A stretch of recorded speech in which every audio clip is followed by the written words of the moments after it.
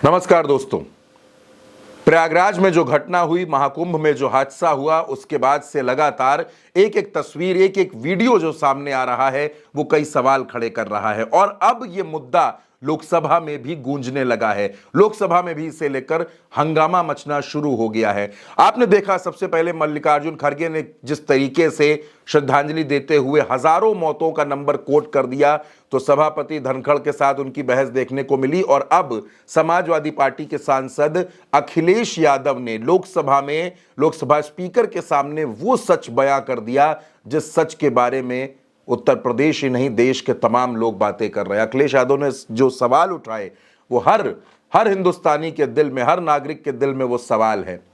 दोस्तों, अखिलेश यादव ने कहा कि आप सोच कर देखिए, महाकुंभ में ये पता चल चुका था कि लोगों की मौत हो चुकी है, कई परिवार अपनों को गंवा चुके हैं, लोगों की आंखों में आंसू थे, लोगों को उनके परिजनों के शव नहीं मिल रहे थे, हजारों लोग गायब थे, इस तरीके का मातम का माहौल था। लेकिन फिर भी प्रयागराज महाकुंभ में हेलीकॉप्टर से फूल बरसाए जा रहे थे, मेहमानों की अगवानी हो रही थी। आप सोच कर देखिए ये कितना दुखद है। अखिलेश यादव ने लोकसभा में बार बार इस बात को रखा कि इस तरीके से फूल बरसाना क्या मरने वालों के परिवार वालों के जख्मों पर नमक की तरह नहीं है? आखिर क्यों, जब सरकार को यह पता था कि यहां पर इतनी बड़ी घटना हो चुकी है, लोगों की मौत हुई है, लोग उदास हैं, परेशान हैं, तो फिर ये फूल क्यों बरसाए जा रहे थे? लोग पुण्य कमाने आए थे और अपनों के शव लेकर के गए हैं। चमत्कारी करिश्मा तो ये हुआ है, श्रद्धालुओं के शव मिल गए थे, पर सरकार स्नान करने वाले मरने वालों की बात स्वीकार नहीं कर रही थी। और इससे ऊपर ये बात जो वहां पर और हुई, अध्यक्ष महोदय,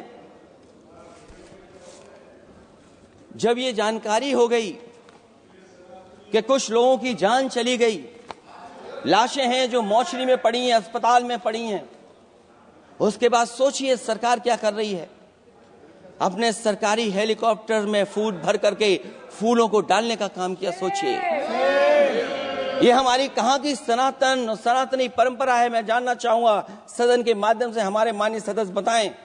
दोस्तों, इसके बाद अखिलेश यादव ने यह भी सवाल पूछा कि महाकुंभ में आपकी सारी व्यवस्थाएं पूरी तरीके से बेकार थी, आप किसी को स्नान कराने की व्यवस्था नहीं करा पाए, लोग कई कई किलोमीटर तक पैदल चलते रहे, ये स्थितियां वहां पर थी।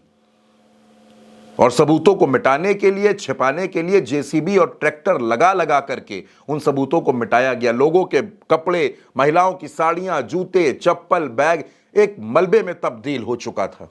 कि जहां लाशें पड़ी रही हों, न जाने कितनी चप्पलें पड़ी थीं, न जाने कितनी चप्पलें पड़ी थीं, न जाने कितने कपड़े पड़े थे, महिलाओं की साड़ियां थी, कपड़े थे, लेकिन उनको कैसे उठाया गया? उन सबको उठाया गया जेसीबी मशीन से, ट्रैक्टर की ट्रॉली से। उनसे उठा करके कहां फेंका कोई नहीं जानता, लेकिन जब उनको लगा कि वहां से बदबू आ रही है, तो यही सरकार के लोग छिपाने लगे हैं। और दोस्तों, इसी महाकुंभ के जो घटना हुई महाकुंभ में, उसको लेकर अखिलेश यादव ने यह भी निशाना साधा कि प्रधानमंत्री और देश की राष्ट्रपति ने शोक व्यक्त कर दिया। उसके बाद उत्तर प्रदेश के मुख्यमंत्री ने शोक व्यक्त किया। वो 17 घंटे तक संतों को, साधुओं को, महामंडलेश्वर और अखाड़े के तमाम लोगों को, साथ साथ उत्तर प्रदेश के लोगों को गुमराह करते रहे। वो इस पूरी घटना को अफवाह बताते रहे और 17 घंटे बाद उन्होंने इस बात को स्वीकार किया कि महाकुंभ में लोगों की मौत हुई है। ये पूरी तरीके से सरकार की नाकामी है और सरकार अगर अपने अधिकारियों पर कार्रवाई नहीं करती है तो ये भी मरने वाले लोगों के साथ इंसाफ नहीं होगा। और अगर अध्यक्ष मोदी ये बात सब गलत है मेरी, अगर ये बात सब गलत मैं कह रहा हूं, तो अभी तो नेता सदन को अभी भाषण देना है। और मैं ये बात और कहना चाहता हूं, आप अपनी तरफ से जानकारी कर लीजिएगा।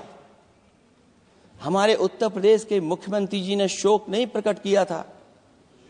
जब देश की राष्ट्रपति और प्रधानमंत्री जी ने शोक प्रकट किया, उसके बाद 17 घंटे बाद सरकार ने स्वीकार किया। अध्यक्ष मोदी, ये वो लोग हैं जो आज भी कोई सच्चाई स्वीकार नहीं कर सकते।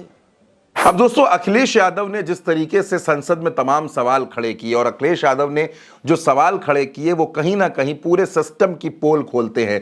आप ये कह सकते हैं कि पूरा कच्चा चिट्ठा अखिलेश यादव ने संसद में खोल कर रख दिया। सरकार ने जो जो चीजें की, जहां जहां कमियां रहीं, वो सब अखिलेश यादव ने लोकसभा में देश के तमाम सांसदों के सामने, पूरे देश के सामने खोल कर रख दिया। और अखिलेश यादव बार बार एक ही मांग करते रहे कि इन मरने वाले लोगों को श्रद्धांजलि दी जाए और मौत का सही आंकड़ा, सही नंबर क्या है, यह पूरे देश को बताया जाए। तो अखिलेश यादव के इस बयान पर, इस खुलासे पर आप क्या सोचते हैं? आप अपनी राय हमें कमेंट बॉक्स में जरूर बताइएगा और भारत एक सोच को सब्सक्राइब करना बिल्कुल मत भूलिएगा।